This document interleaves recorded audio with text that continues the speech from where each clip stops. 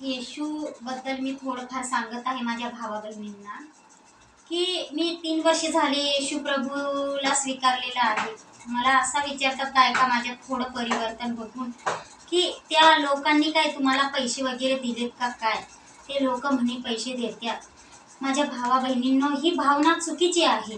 ते लोक कुणाला तेच स्वतः बिचारे परपंच बघून नोकरी करतात, देवाचं चालवतात. त्यांनी कशाला कुणाला पैसे देत बसतील.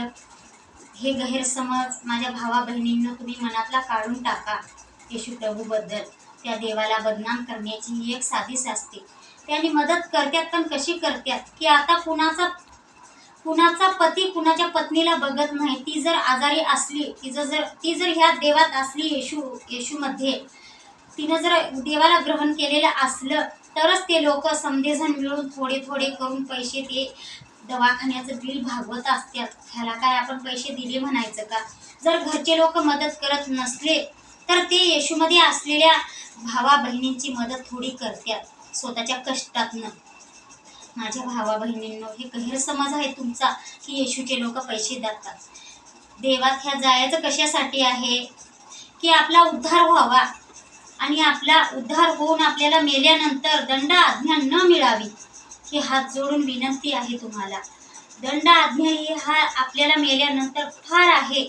आपण ते कष्ट ते दुःख सहन बी करू शकत नाही. माझ्या भावा बहिणींनो, आपल्या बी लोकांच्या ग्रंथांमध्ये लिहून आहे पण लोकांना कुणालाही त्या दंड आज्ञेची पर्वा नाही. चुकीचे वागते. माझ्या भावा बहिणींनो, कधीही घरच्या माणसाला बी तुम्ही दुखवू नका. घरच्या पत्नींना बी दुखवू नका. त्यांचं मन पण दुखवू नका. ती घरची गृहलक्ष्मी असते. ती घरची तुम्हाला अन्न पाणी करून घालते तरी पण तिचं मन तुम्ही दुखवता. हे दुखवणं पण येशू प्रभूचं वचन बोलते की आपल्या पत्नीचं मन दुखवणं पण एक पाप आहे. ती एक काचाचं भांड आहे. ती एक बलहीन स्त्री आहे. माझ्या भावा बहिणींनो, तिचं मन तुम्ही कधीही दुखवू नका. तिला तुम्ही काय पाहिजे काय नको तिच्या पण समस्या तुम्ही ऐकून घे जावा. असं फटकन तिला कुठलंही काय बोललं तर तिचं मन दुखते. ती दुखी होते, नाराज होते. नवऱ्याशिवाय तिला कोण असते सांगायसाठी. पण नवरा कधीही तिची दुःखाची जाणीव कधीही ऐकून घेत नाही. माझ्या भावा बहिणींनो, ऐकून घेत जावा. तुमचा परपंच चांगला राहील. येशू प्रभू वचनात बोलते की घरची लक्ष्मी असत्या, घरची आपली भार्या असत्या, तुमच्या हाडाची फासोळी असत्या बायकोमध्ये. येशू प्रभूनं निर्माण केलेली हाडाचं फासोळी आहे स्त्री म्हणजे. तिचं मन कधीही दुखवू नका माझ्या भावा बहिणींनो.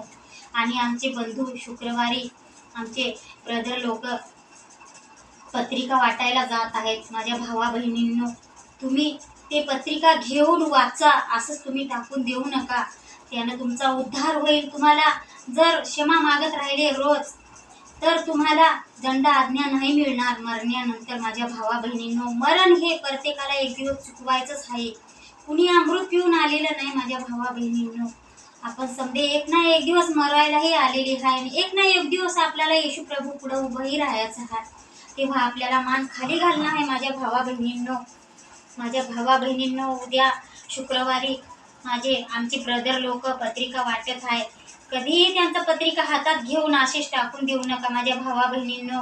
कारण की येशू प्रभू वचनाद्वारे म्हणते की वाईट दिवस आले आहेत, स्वर्गाचे राज्य जवळ आलेले आहेत. तुम्ही येशू प्रभूला माहिती करा. काय असते त्या ग्रंथामध्ये लिहिलेलं, त्या पवित्र शास्त्रामध्ये काय आहे असे लिहिलेलं. नका तुम्ही स्वीकार करू, मात्र निदान जाणून घ्यायचा तरी प्रयत्न करा.